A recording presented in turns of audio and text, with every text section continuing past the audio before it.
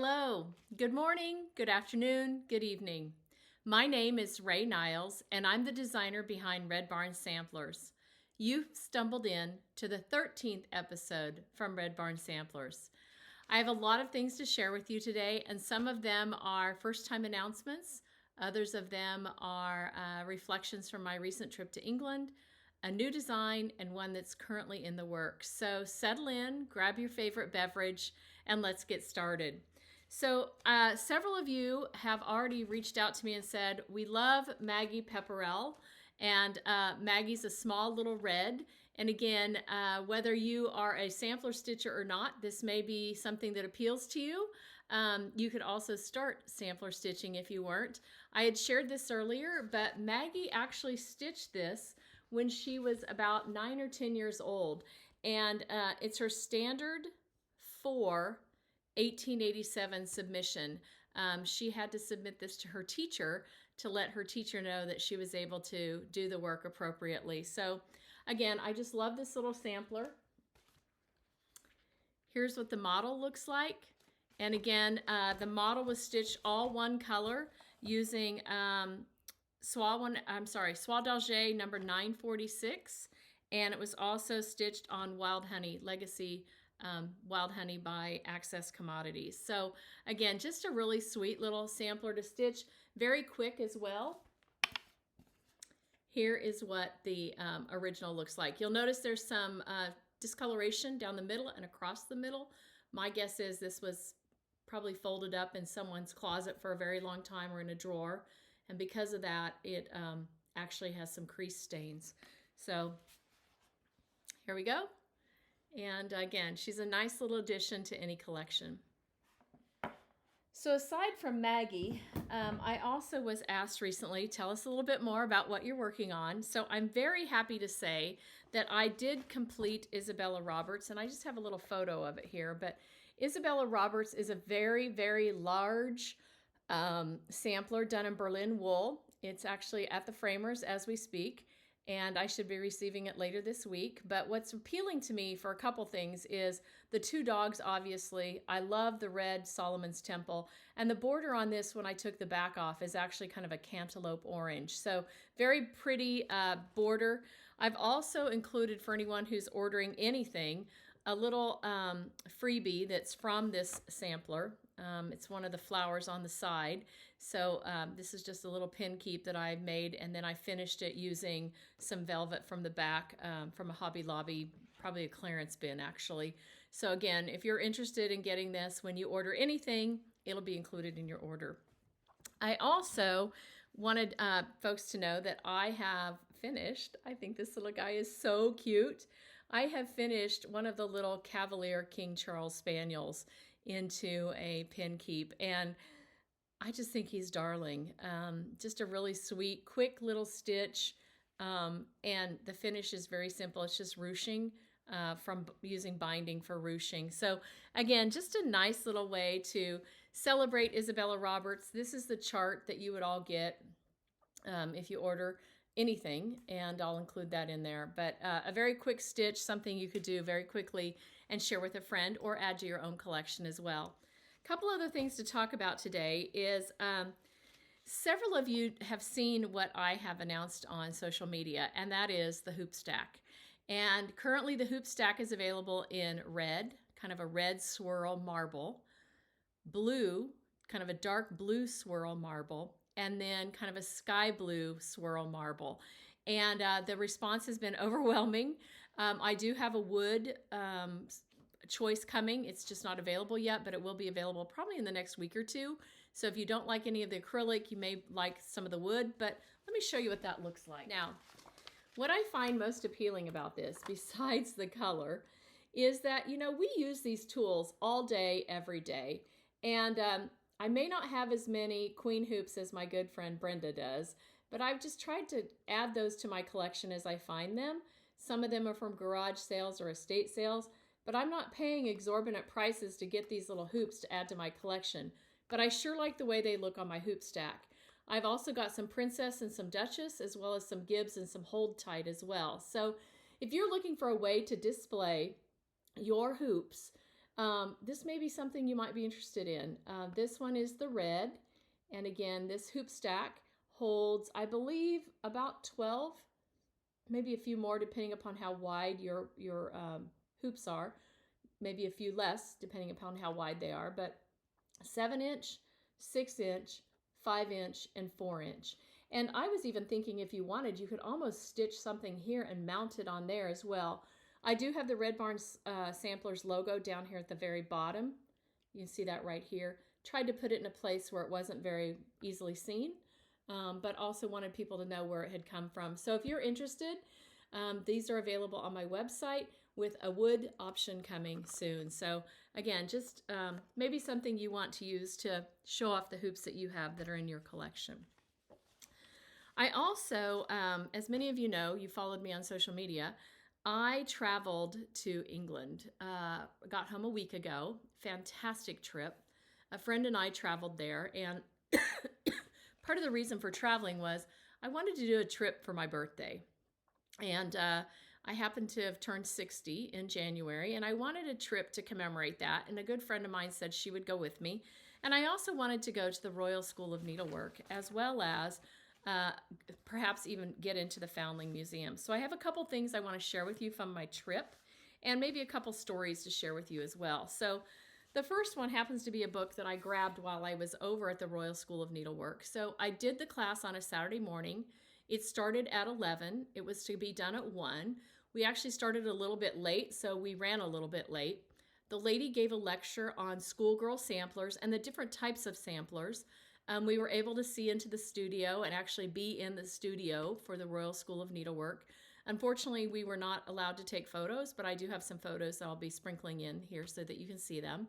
But what I really liked about it was the process that they go to preserve these samplers, and then also the artifacts that they have accumulated that maybe are embroidery related, but not necessarily samplers. So this book is from an exhibit that they had on fashion and textile. Great resource. And then the other thing that I was able to secure from that location was also a couple items that I wanted to be able to take home with me. Now, I know this isn't really a pincushion, but I thought I would use it as a pincushion. Lots of things from the coronation, lots of hoopla related to King Charles and Queen Camilla, and I love all that. I thought it was fantastic. This was another one that I purchased. And again, I think these are really like ornaments, but I love this. It has the royal seal on it, has the date, and then on the back, it commemorates the coronation. Again, I'm hoping to use this probably as a pincushion, but I loved just the sparkle and the bling, and thought it was really pretty. I also really enjoyed being in that location because the Royal School of Needlework is located in the Hampton Palace.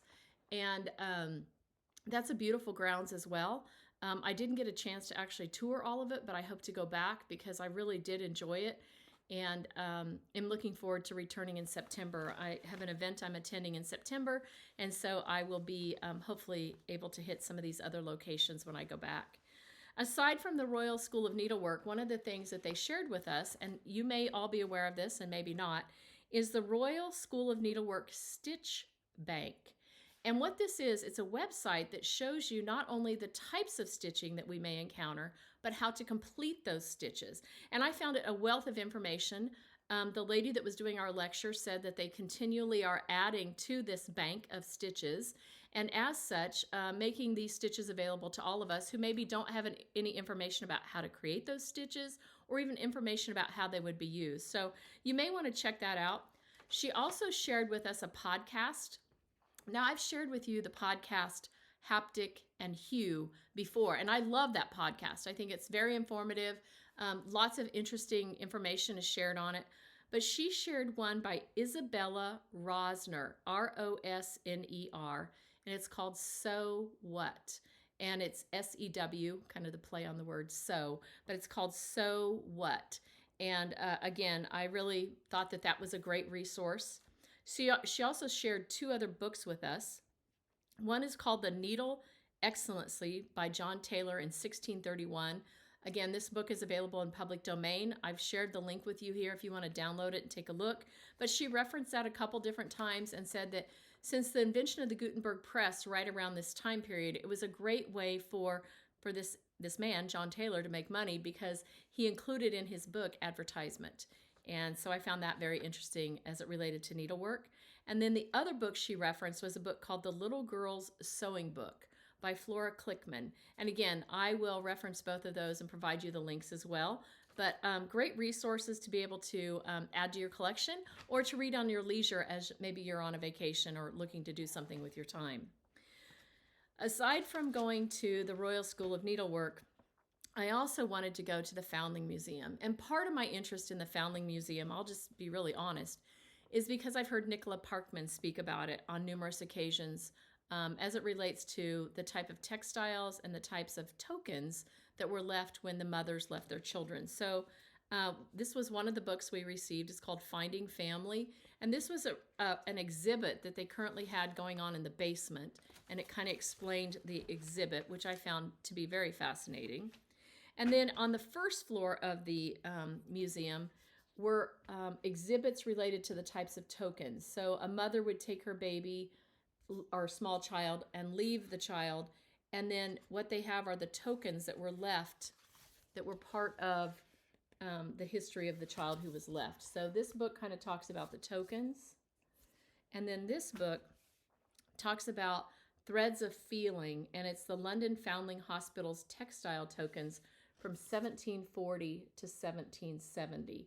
And again, just some very touching stories of women who they were at their wits' end. They had nothing else to do but to leave their children. And so they could have been ribbons that were left.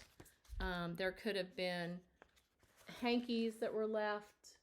And the idea was that they left part of it and then they took part of it so that when they returned, they could prove that that was their child by matching the piece that had either been removed or cut off, or in some cases with the tokens, the key that fit in the lock. So I was surprised to know that the first floor was really kind of the Foundling Museum. The second floor was really kind of gifts from benefactors. And the third floor focused on music and information related to an additional benefactor. So just a lovely museum, one that I found to be very interesting and almost bitterly sad in some ways as well. So if you get a chance to go, I would highly encourage you to do so. I also took a day trip to the Cotswolds, and I guess in my mind, the Cotswolds is kind of like living here in Kansas, right? Lots of green, lots of wheat fields. So you see green and yellows and lots of wildlife and just very quaint little places. And one of the towns that we went to, they had these tiny little hedgehogs. And I thought this was the cutest little thing. And again, I rationalized this by saying to myself, oh, I could use this as a pincushion. But he's got a very sweet face. And this is actually part of a fair trade project that's done. It's imported into England, but it's used to make money for the individuals that are creating it on a fair trade basis. But again, I just thought he was darling. I thought the hedgehog was just so cute because we don't have hedgehogs over here, at least not in the wild. We also went to Windsor Castle, and I have to share with you, I was a big fan of Queen Elizabeth. I thought she was an amazing woman. I thought she was an amazing leader.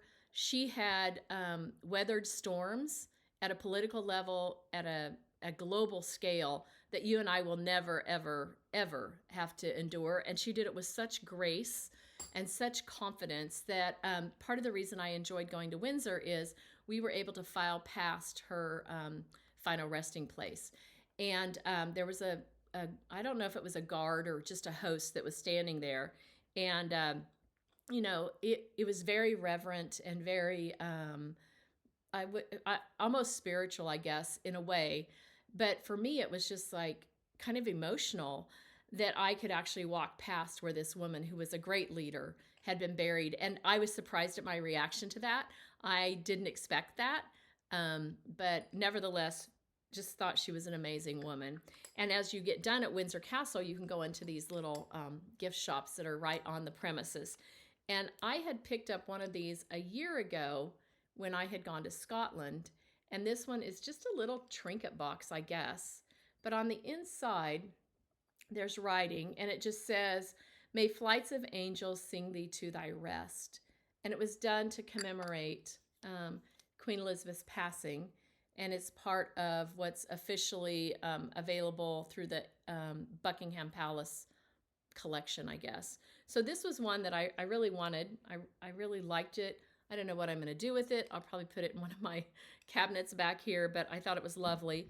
And then was very surprised to learn that there was also one that had been put out to commemorate King Charles's coronation.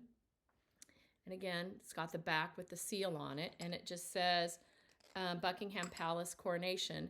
And on the inside, it says the coronation of Their Majesties King Charles III and Queen Camilla, May 6th, 2023. And again, no clue what I'm going to do with these, but I just thought they were lovely, and they fit in my suitcase, and just a nice remembrance of my trip. So again, just a little memento I brought with me. If you want to see more of my pictures, you can see them on my personal Instagram, which is just Rae Niles. But there's some pretty good pictures in there of various things that we did. We also went to the Royal Albert Hall, and we were able to sit in on a symphony performance that was fantastic called The Magic of the Movies. And it was basically opening theme songs or famous theme songs from various movies. And it was delightful. It's a wonderful, wonderful facility. I didn't understand much about Prince Albert, but having been to the Royal Hall, I dug a little bit deeper, and he and Queen Victoria must have been an amazing couple together. So that was really fun. And then one of the other things that we were able to do was to go see Stonehenge. And I am a big Indiana Jones fan, and I'm a big archaeology fan. Like at one point in my life, I thought I wanted to be an archaeologist, back when you're like 9 or 10. And so to be able to see Stonehenge was a thrill for me. I just had no idea how huge it really was and how big the stones were, and what an engineering feat that had to have been. So that was delightful. Also was pleasantly surprised that the weather was relatively good while we were there. We got misted on one day. The rest of the time the weather was coolish but not cold, and we had some sunny days. So that was enjoyable as well. And then we did take a little excursion and went to Bath. And again, I was fascinated by that, and the idea that the Romans had figured out how to engineer the warm water below the ground in a medicinal way. And so went through that museum as well, and just really enjoyed it. Enjoyed the kindness of the people that we had encountered. Nobody was ugly to us. Everybody was real helpful. Like when you have that lost look on your face of, oh my gosh, which tube stop do I really need to go to, and which tube do I need to get into? Just lots of kindness extended. And it just made me realize that, in the big scheme of things, we're all a pretty small world, and that there's not that many things that divide us, that we just need to remember to be kind to each other. So I don't have a lot more to share. Just a reminder that we're within about 200 subscribers to this floss tube. So if you are one who's interested, I had shared that when we hit 4,000, we would actually do a drawing. And these are 2 books from my collection that are extras from Whitney Antiques. One is called Stitched in Adversity, Samplers of the Poor, and this one is Whitney Antiques, Samplers and Historic Embroideries. And if you are interested in being entered in either one of these drawings, all you have to do is put the word Whitney, WITNEY, as a comment. And when we get to 4,000, I will be drawing a name to see who that winner is. And then the other thing is, Teresa from Jersey Girl Stitches has graciously offered to help me get to that 4,000 goal. And she has a gift certificate for some of her beautiful pins. And I've tried to highlight her pins right here in the very middle. They're lovely pins that I have on my big pin cushion here. But if you are interested in either one of those, all you have to do is write the word pin, P-I-N, and you will be entered in the drawing at the same time when we hit 4,000. So again, thank you, Teresa, for helping me reach that goal. And I look forward to hearing from all of you as you read about the different things that I've talked about today, and then also any comments that you might have as well. And again, just one final reminder, if you would like your own hoop stack, let's turn it this way. If you'd like your own hoop stack, don't forget to go to redbarnsamplers.com, check it out, and add that to your collection as well. There's a wood version coming soon. Currently we have the swirl red, We've got a swirl dark blue and a swirl sky blue. So that's all for today, folks. Watch for next week. I will be sharing more about Isabella Roberts when I get her back from the framer. And I hope you all have a great Memorial Day. So thanks, everyone. Have a good weekend. Bye-bye.